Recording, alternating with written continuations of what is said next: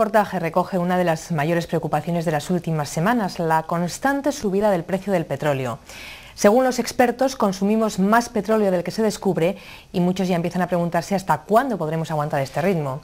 Algunos políticos hablan incluso de una era postpetróleo en la que ya habríamos entrado y otros, como en el caso de España, han pedido contención a las petroleras en sus márgenes de beneficio para frenar los precios.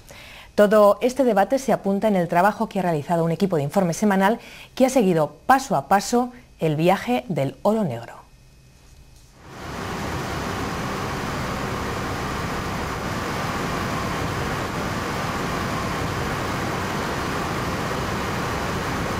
Esto es petróleo. El mundo como lo conocemos hoy en día depende de él para funcionar, porque cada día, desde que nos levantamos hasta que nos acostamos, estamos utilizando multitud de productos que proceden de él. Por ejemplo, cuando echamos gasolina al coche, cuando nos vestimos, cuando ponemos una lavadora y le ponemos detergente. Es el carburante de nuestra civilización.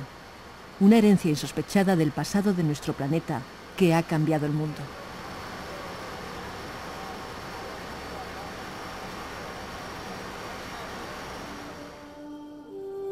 Hace 360 millones de años, un río como el Amazonas corría entre estas dunas del Sáhara argelino hasta que el desierto atrapó todo vestigio de vida. En un proceso lento y repetible, la Tierra transformó de manera asombrosa aquella materia orgánica en millones de toneladas de gas y petróleo. Un tesoro descubierto hace 10 años. Las arenas que lo ocultaban dieron nombre al yacimiento, Orhud, la tierra de las grandes dunas, en lengua bereber. Esto es una torre de perforación. Nosotros utilizamos esta torre que tiene 43 metros para hacer los pozos de petróleo. Hace 8 meses que Manuel Lapeira, responsable de perforación, llegó a Orhud, y 8 los pozos, uno por mes, que lleva perforados. Aquí, cuenta Informe Semanal, se trabaja sin parar las 24 horas porque cada día de perforación cuesta en torno a 100.000 euros. Vamos a ver ahora la parte más importante para nosotros, el controlador de erupciones. Este aparato rojo, un poco manchado por el lodo que estamos utilizando, tiene dos especies de cruces que van a servir para que en caso de que en algún momento perforando dentro del yacimiento tuviéramos una avenida de petróleo o de gas, podamos controlarlo. Por cada 2 barriles de petróleo consumidos en el mundo, solo se descubre uno. Sin embargo, los expertos no se atreven a determinar cuántas reservas quedan y para cuántos años. Las nuevas tecnologías permiten extraerlo en lugares inalcanzables hace apenas una década. En este yacimiento, el crudo se encuentra a 3.500 metros. Una vez perforado el pozo, la torre se desmontará y se llevará a otro lugar del campo para excavar uno nuevo. Una vez perforado el pozo, existe el riesgo de no encontrar nada y de perder toda la inversión. Pero este yacimiento se conoce palmo a palmo. Manuel está seguro de que aquí brotará petróleo. Es muy probable que este pozo sea un productor de petróleo, un productor importante, que va a dar aproximadamente un caudal de 10.000 barriles día. Un barril es 159 litros, para la gente que no lo sabe, no es un bidón, es simplemente una medida que dice que son 159 litros. Además de petróleo, las arenas de Orhud ocultan otro tesoro, enormes cantidades de agua, fundamental para perforar y extraer el crudo, también para poder vivir aquí. Sorprende así encontrar lagunas artificiales como esta, llenas de aves migratorias. Los pozos excavados han permitido construir un oasis en el que viven los 400 trabajadores del campo. Una cosa que llama mucho la atención a nuestros visitantes es la cantidad de verde que tenemos en la base, junto con el agua, quizá porque estamos en medio del desierto. Entonces, bueno, todo esto se hace gracias a 2 pozos que tenemos. Quizás pueda parecer un poco un capricho todo el tema del césped, del verde, toda la vegetación que tenemos, pero en realidad se hace pues, para crear un poquito una atmósfera agradable, porque como habéis visto, pues, estamos rodeados de arena, es todo muy plano, entonces esto pues, ayuda a romper un poco la monotonía. Y luego otra cosa importante también es que para el tema de las tormentas de arena, como tenemos bastantes, pues el tener césped todo por lo que es la base ayuda a no crear arena, que no se meta en las habitaciones, y entonces bueno, pues es bastante práctico a la vez, ¿no?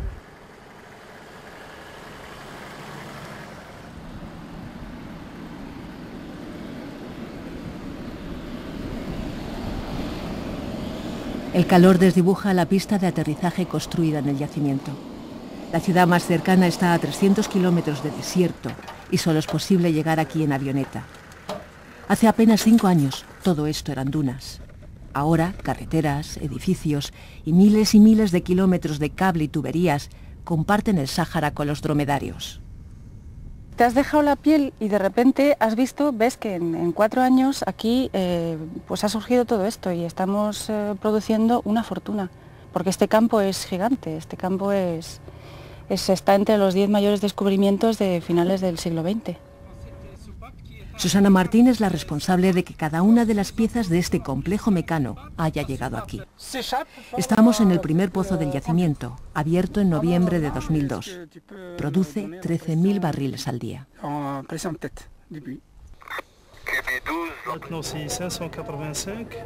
Pozos e instalaciones de Orhud se controlan desde esta sala. Se trata de garantizar al máximo la seguridad del campo, sobre todo la de las personas.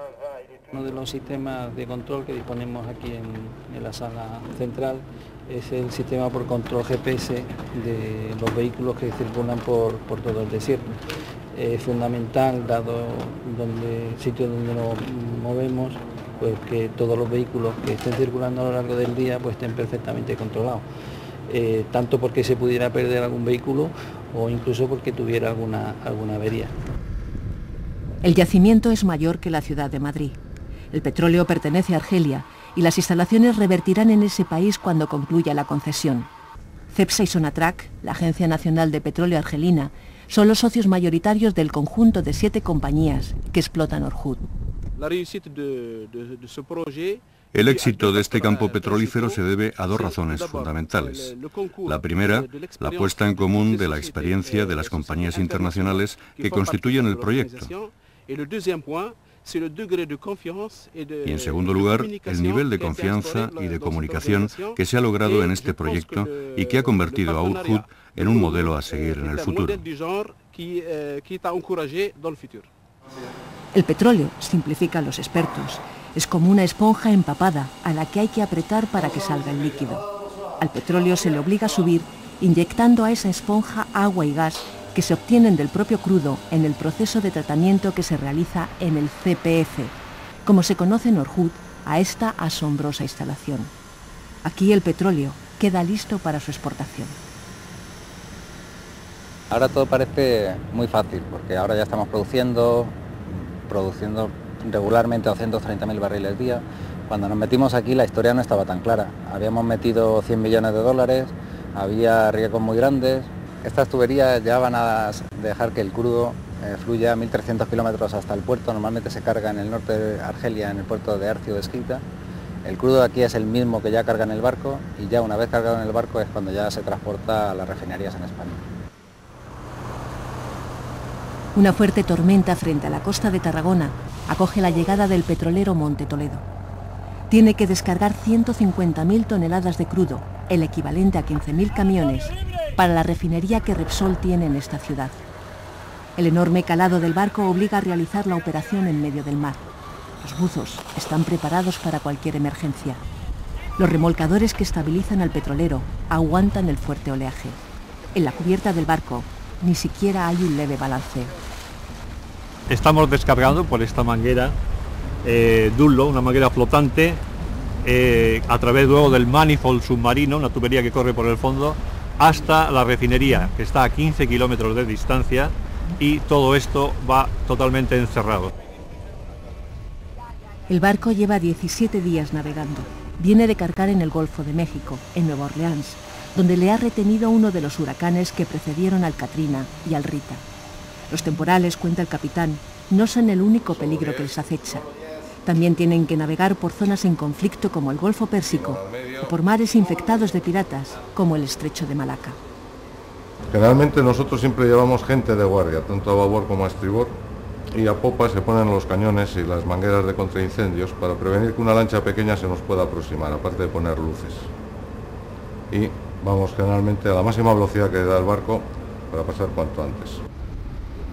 La demanda mundial de crudo alcanza ya los 84 millones de barriles diarios y la mayor parte se transporta en estos barcos. El Monte Toledo es uno de los más seguros. Después de accidentes como el del Prestige, las normas internacionales se han endurecido mucho. Actualmente ya no es que los barcos los tengan que hacer seguros los propios armadores, los propios que contratan los barcos, sino que los hacen seguros los países, en este caso europeos. Tienen una normativa que prohíbe el paso a cualquier barco subestándar. En ningún momento de la operación se ve el petróleo. Encerrado en los tanques pasa directamente al oleoducto que lo lleva hasta la refinería. Estos son los tanques donde recibimos el crudo que acabáis de ver descargar en nuestro puerto. En total, en la refinería de Tarragona tenemos 6 de estos tanques de crudo con una capacidad de 100 millones de litros cada uno.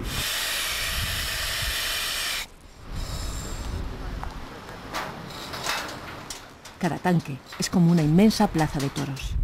Los techos son flotantes para que siempre estén en contacto con el crudo e impedir que se formen gases. Las medidas de seguridad en todo el recinto son fortísimas. Incluso se utiliza para la ropa un tejido que evita la electricidad estática y sus chispas. La refinería es más grande que algunas ciudades. El petróleo ha llegado a esta columna que vemos aquí detrás, la que está pintada de rojo y blanco.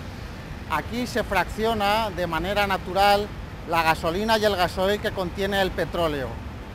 También separamos los gases, butano, propano, y la parte pesada del petróleo se alimenta después a esta otra columna que vemos detrás plateada, la columna de vacío.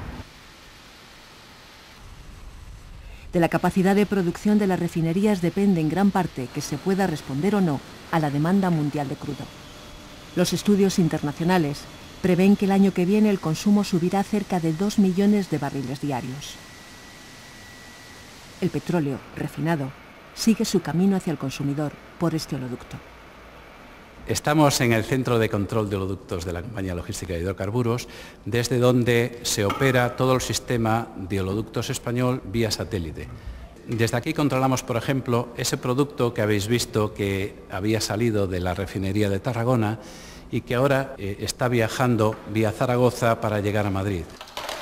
Son casi 3.500 kilómetros de tuberías bajo tierra que evitan la circulación de 2.000 camiones diarios.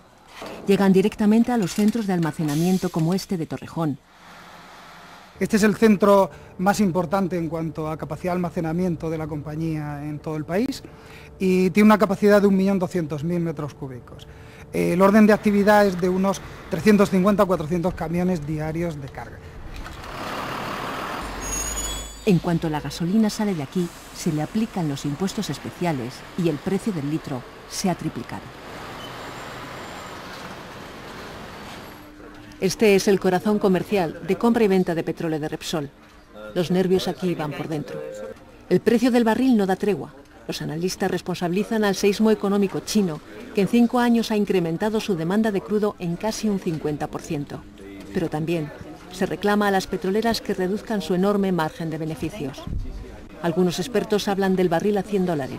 Otros confían en que vuelva a bajar a precios más razonables. No puede subir eternamente, ¿no? Y ahora se piensa que, y se ven ya los primeros efectos, que los precios actuales sí que están afectando a la demanda y que sería la primera señal pues para que el mercado recogiese que los precios pudieran iniciar una tendencia de moderación en los próximos meses. Tenemos que hacer un buen uso, ¿no?, del petróleo y hay que también llamar a la atención a todos los consumidores que tenemos que ser conscientes de que es un recurso finito y que tenemos que hacer un uso bastante racional de él, ¿no? En una ocasión, el fundador de la OPEP, el jeque Yamani, dijo que la edad del petróleo no acabará por falta de petróleo, al igual que la de piedra no acabó porque no las hubiese. Pero las propias compañías petrolíferas han dado la voz de alarma. La edad del petróleo fácil y barato llega a su fin. Ya se piensa en el gas como sustitutivo y se investigan otras energías alternativas como el hidrógeno, pero hoy por hoy el petróleo sigue siendo el motor de nuestra civilización.